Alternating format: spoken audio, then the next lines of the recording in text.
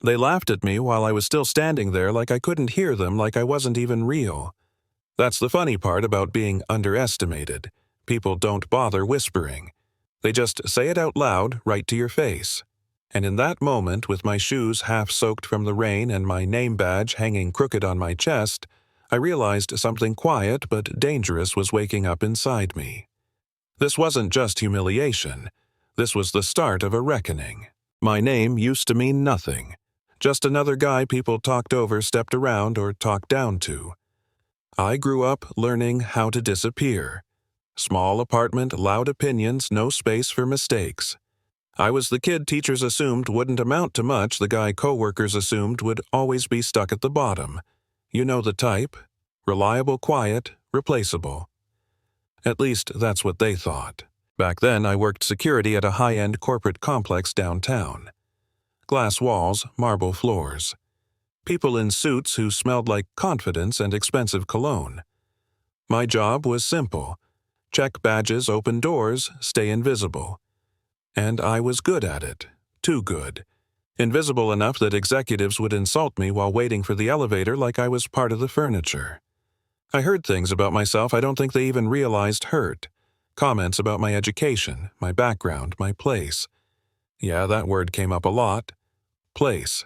The worst of them was Marcus Hale. Senior executive, loud laugh, expensive watch. The kind of guy who talked about earning everything while riding elevators built by people he'd never learn the names of. Marcus loved reminding me who he thought I was. He'd toss his badge at me instead of handing it over, call me buddy or champ like we were pals. Once, when the system glitched and I had to manually verify his access, he leaned in and said, "Careful, man. This job's probably the most power you'll ever have." Everyone laughed, including me. That's what hurt the most. I laughed with them because it was easier than standing there alone. But here's what they didn't know. When my shift ended, I didn't go home to sleep and repeat the cycle. I went to class. Night classes, online courses, certifications, finance, data analysis, systems architecture. I studied during lunch breaks, memorized formulas in stairwells, watched lectures on my phone in the bus ride home. I wasn't invisible because I was weak. I was invisible because I was building something quietly. The first turning point came on a Tuesday that felt like any other. Rain outside, bad coffee inside, Marcus in a bad mood. He stormed through the lobby, yelling into his phone about a failed internal project, blaming everyone but himself. When he reached the desk, he slammed his badge down and snapped, "Do your job." Something in me tightened. Not anger yet, just clarity. That project he was yelling about, I knew it. I'd seen the internal reports by accident when IT left a terminal unlocked. I understood the failure. The model was flawed. The assumptions were wrong. And Marcus was about to present it to the board again unchanged. I didn't say anything. Not then. But that night I went home and built a better version. Cleaner. Smarter. I ran simulations. Stress tested it. Found the leak that was bleeding money. I wasn't supposed to do any of that, but I did. Weeks later, the company announced a restructuring. New advisory panel, external review. And somehow, probably because I had the right certifications on my internal profile, my name ended up on a short list for a junior analyst review. Marcus didn't even recognize it when he saw it. The interview was brutal. 3 executives. Cold room, hard questions. One of them asked me why a security guard thought he belonged at that table. I looked him in the eye and said, "Because I understand the system better than the people who broke it." Silence. Heavy silence. Then I showed them my model. You could feel the room change. Not dramatically, not like in movies. More subtle. Eyebrows lifting, pens stopping. One guy leaned forward. Another asked me to walk through my assumptions. For the first time in my life, people weren't talking over me. They were listening. Marcus was in the room for the follow-up meeting. That was the first time I saw confusion on his face when he looked at me. He didn't recognize me at first. Then he did. And I saw something flicker behind his smile. Annoyance, maybe fear. From that day on, things shifted. Slowly then, all at once. I was moved upstairs. New badge, new title.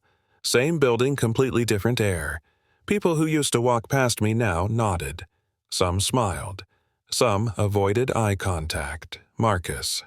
He pretended nothing had changed, but the jokes stopped. The real confrontation came months later during a major strategy meeting. Big screen. Big stakes. Marcus was leading the discussion, pushing his old approach again. The one I knew would fail. The room was tense. Millions on the line. I raised my hand. Marcus sighed dramatically. Go ahead. I spoke calmly. No theatrics. I laid out the risks, the data, the projections. I showed exactly where his plan would collapse. He interrupted me twice. I kept going. The room backed me. Questions came. Not for him, but for me. Finally, Marcus snapped, "You're overstepping. This isn't your role." And that's when I said it. Quietly. Clearly. With respect, this is exactly my role.